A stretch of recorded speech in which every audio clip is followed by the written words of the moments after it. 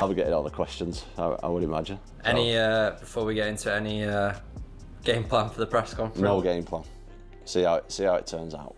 Before UFC 321, Tom Aspinall found himself at the center of last-minute chaos. He shattered the noise, transforming confusion into clarity and revealing the truth behind his unanticipated appearance. I am happy to let the fight play out completely organically. Whatever comes available, I will take it, and I will try my best to get the finish. At a recent press conference, Tom Aspinall was questioned about Daniel Cormier's audacious assertion that nobody in the division could defeat him. Aspinall replied with humility and tact, thankful for the accolades but maintaining a grounded perspective. He remarked that MMA is a sport full of surprises where anything can occur. He mentioned that the encouraging words have only increased his motivation, making him more energized than ever for the forthcoming fight. Listen, heavyweight MMA is the most dangerous, unpredictable division in the whole sport. So, look, I think my level's better than anybody else's, but does that mean I can lose? I don't know. I feel like I'm the best, but I've still got a lot to prove yet, so I'm looking to do that. Now, you've been off for a year and 2 months. How frustrated were you in that time off, and has that fueled you going into this fight with Cyril Gane? I am fueled up, my friend. Don't worry about that. Tom Aspinall is not taking Cyril Gane lightly ahead of UFC 321.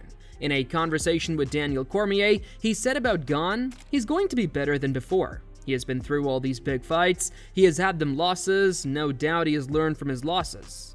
He's got experience, he knows what it's like to fight under pressure, and this is the last chance. He's not going to get a fourth go like this is his third go. So I'm expecting the best version of him. Former champions Kamaru Usman and Henry Cejudo shared their picks for the upcoming heavyweight showdown, with Usman admitting he was genuinely conflicted. He praised Tom Aspinall's rare mix of speed, size, and power, calling him a true hybrid, while also highlighting Cyril Gane as one of the most complete and technically gifted fighters in the division. You get a guy like Tom Aspinall who is just a hybrid, a guy that's got the speed, who's got power as well, and he's big. It's almost like his size is deceiving because of how quick he is inside that octagon. So you think he's a little guy, but yeah, he's a big guy, big boy. And you've got Cyril Gane. I'm gonna go on the whim and say that Cyril Gane is probably on the short list for the best all-around athlete in the UFC. I'm gonna go on the whim and say that because to best all-around athlete.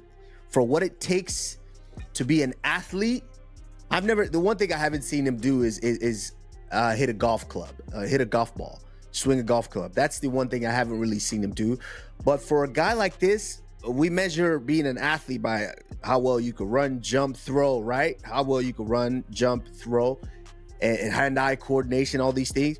Although Kamaru admitted some uncertainty in picking a winner, Henry Cejudo confidently made his final choice, backing Tom Aspinall. He commended Aspinall's combination of agility, knockout power, and precise takedowns, highlighting his perfect takedown accuracy.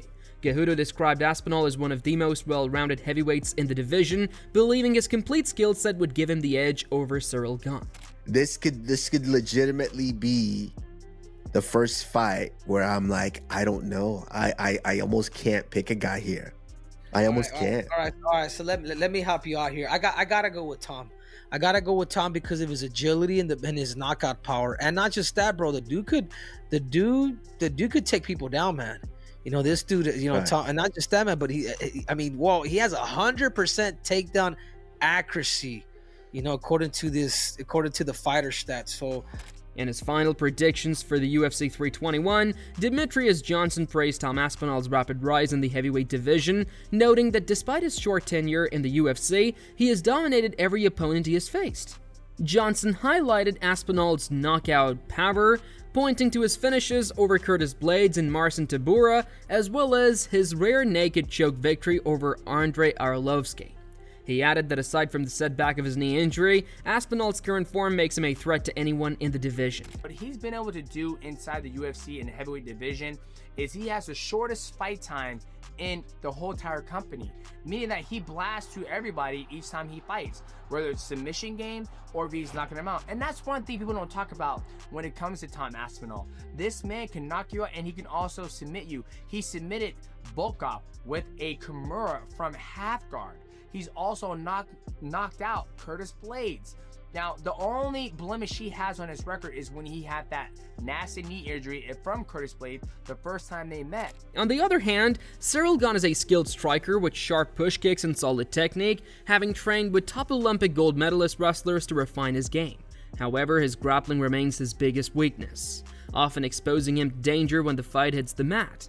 Johnson explained that Gane's success will depend on maintaining distance, using his movement to control the tempo, and avoiding grappling exchanges with Aspinall. He concluded that both fighters must rely on strategy, timing, and adaptability, as one mistake could easily determine the outcome in such a high-stakes heavyweight battle. The one thing Ciryl Gane has going for him is that he is a big athletic and he moves very well on the feet, but not as well as Tom Aspinall.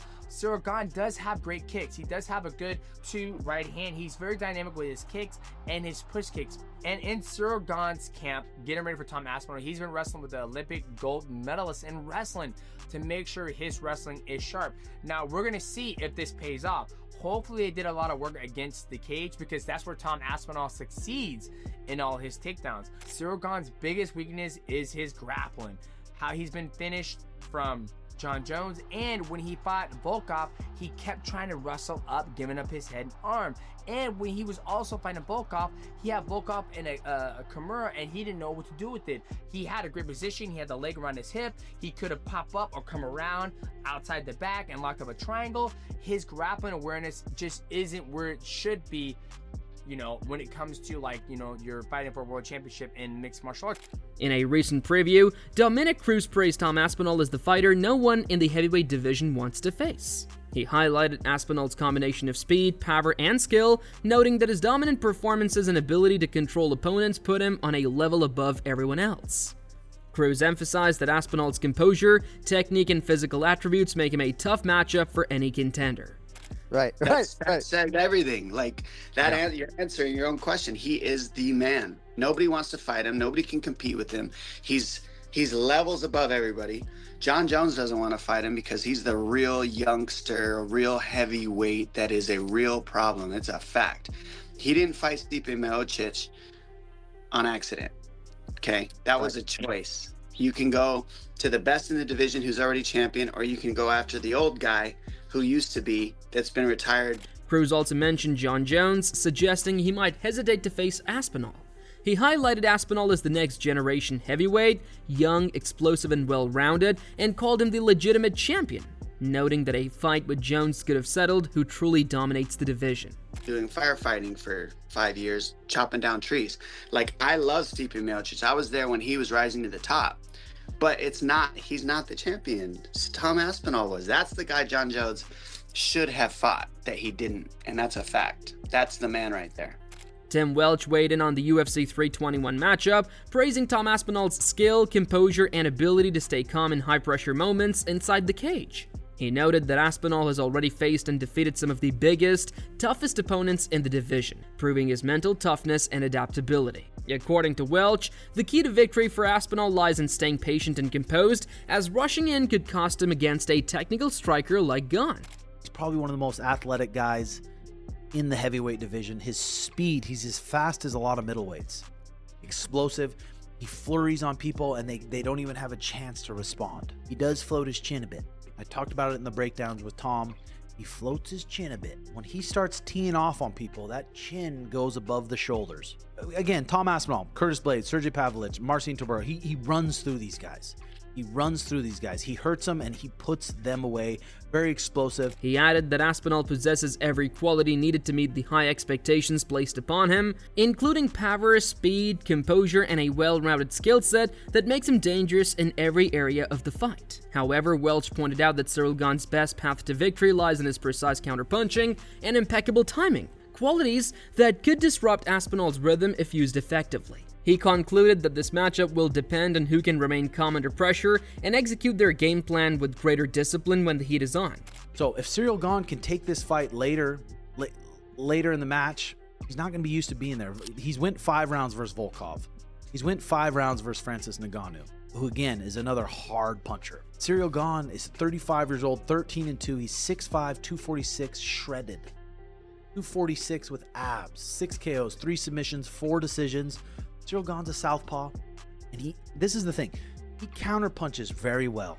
He'll throw a hard, explosive, fast, no load up right boom when people come in. He'll sit on his left hand. He's got a fast left hand. He's got good kicks. His key to victory is going to be counterpunching Tom Aspinall. Tom Aspinall's game plan is going to be to take him down, but he's going to have to be smart doing it.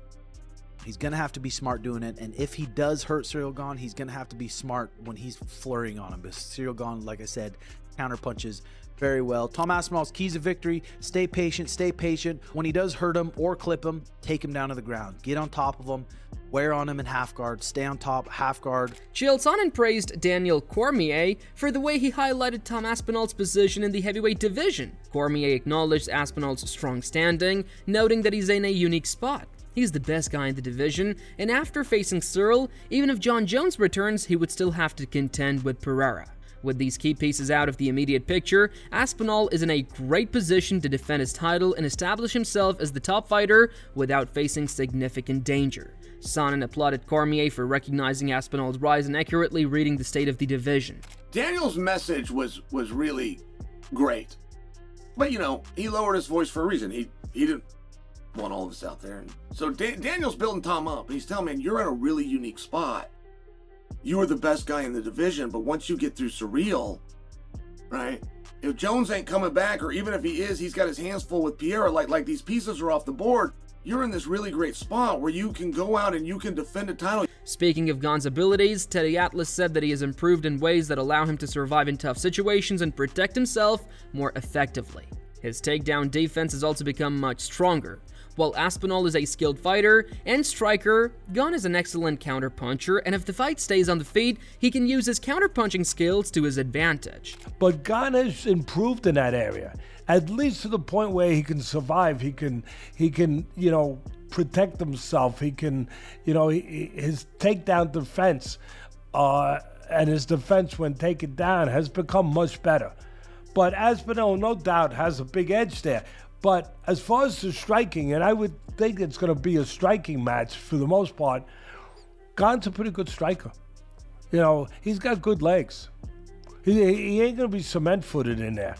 He's pretty fleet-footed. He's also a pretty good counterpuncher. If Aspinall gets a little top-heavy, a little anxious to land that southpaw killer, the right hand, Gane can counter him.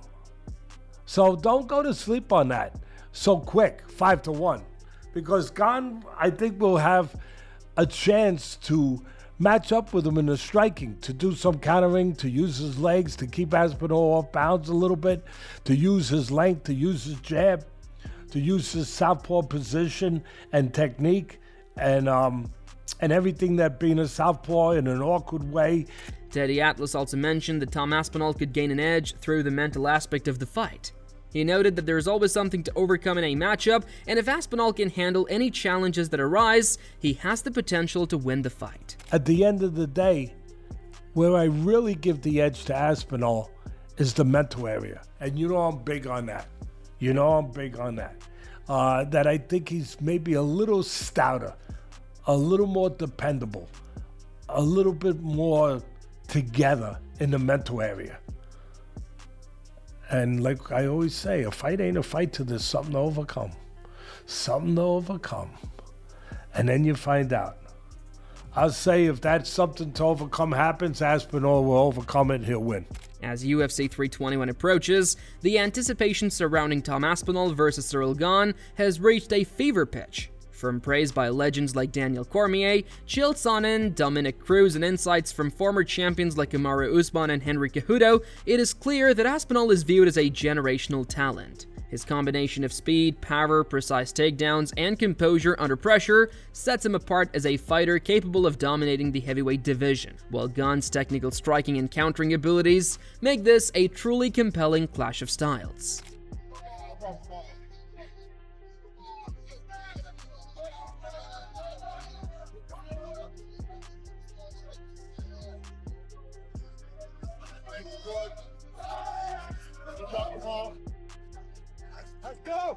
The experts agree that strategy, adaptability, and mental toughness will determine the outcome. Aspinall's youth, versatility, and relentless aggression will be tested against Gane's experience and technical precision. With last-minute chaos, high stakes, and expectations from fans and fellow fighters alike, UFC 321 promises to be a defining moment in Aspinall's career and a showcase of what it takes to rise to the top of the heavyweight ranks.